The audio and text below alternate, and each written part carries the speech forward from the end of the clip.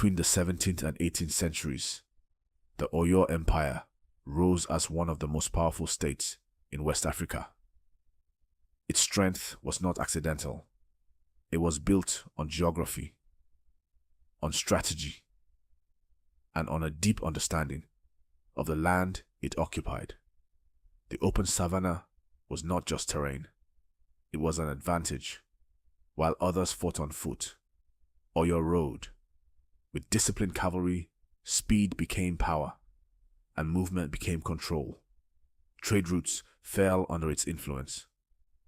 Neighboring states submitted or paid tribute, and the name Oyo carried weight across the region. This was not just dominance.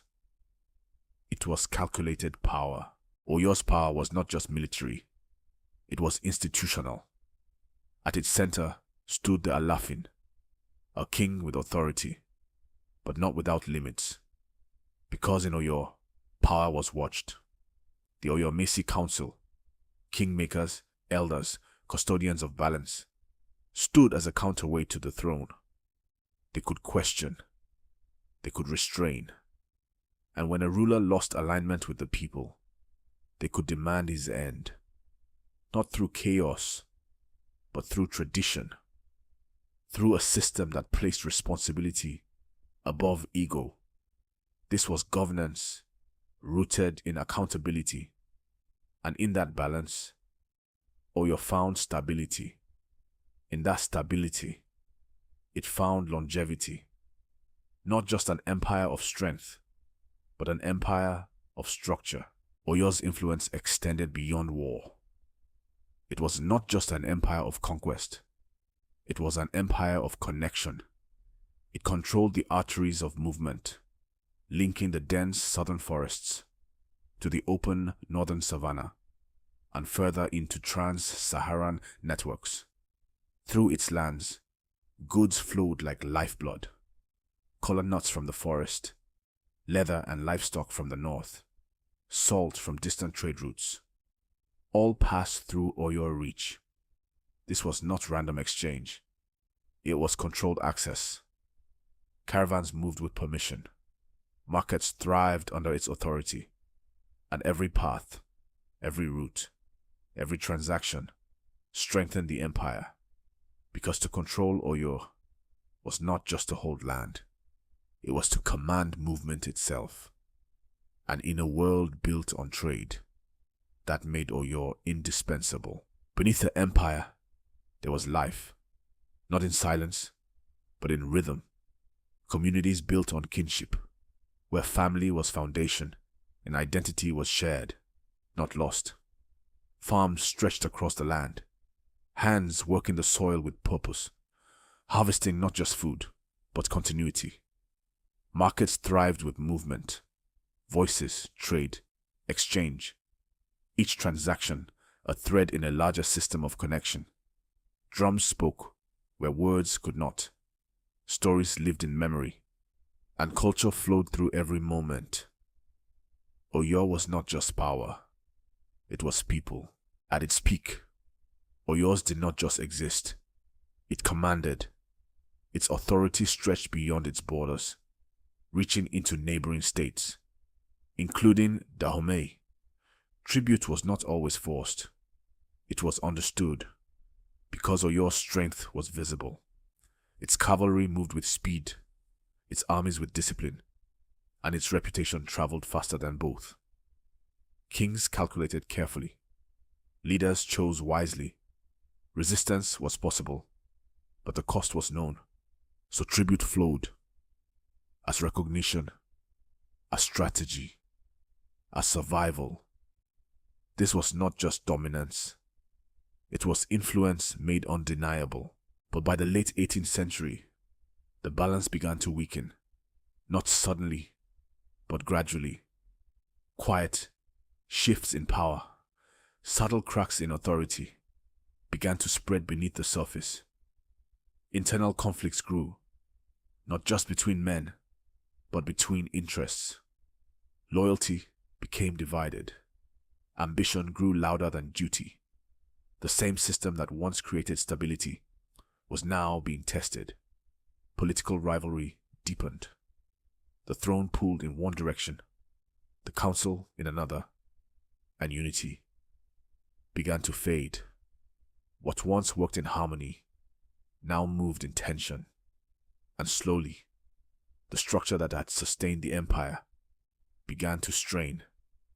Because empires rarely fall in a single moment, they weaken first, from within. A key turning point came with Afonja, the Areona Kakanfo, the highest military commander of Oyo, a title built on strength, loyalty, and absolute duty to the empire. But power, when mixed with ambition, can shift. Stationed in Ilorin, far from the direct control of the Alafin, Afonja's authority grew, and with distance came independence. What began as defiance slowly became rebellion. He turned against the very throne he was meant to protect.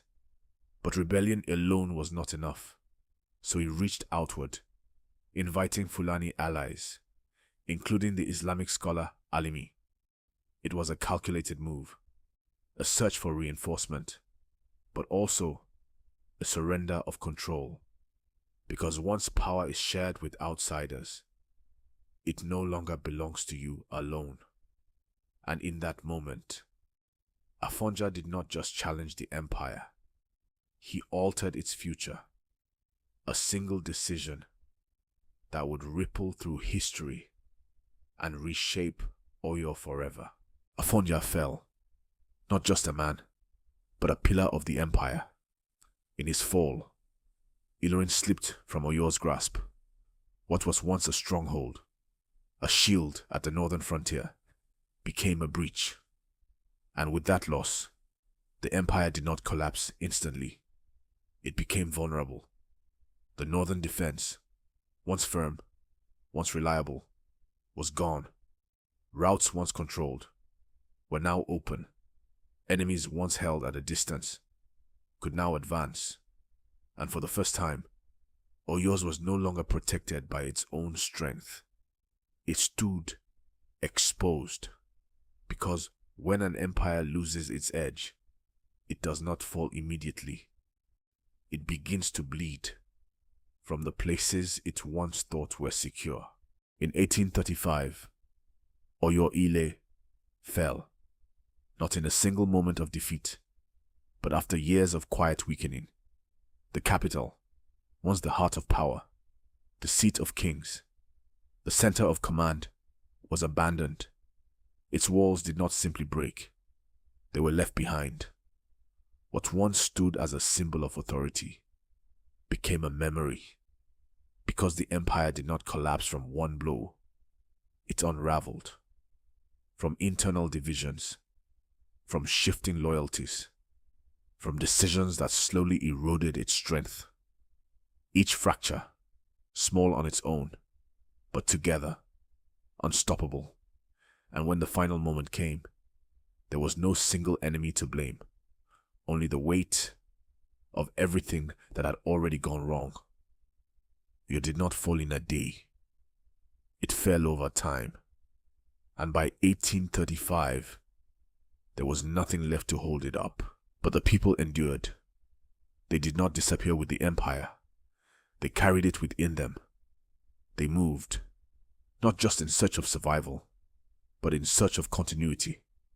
They rebuilt, not from nothing, but from memory, from language, from culture, from identity that could not be burned or abandoned. New centers of power emerged. Ibadan, Abeokuta, not as replacements, but as extensions of a people who refuse to end. Because empires are structures, but civilizations are living. They adapt, they shift, they outlive collapse. Oyo did not fall in a moment. It unraveled in layers, through division, through ambition, through the slow erosion of unity. And in that fall, history left a lesson that power alone is never enough, that strength without alignment will eventually turn on itself, because no matter how great an empire becomes, If unity is lost, it will not endure.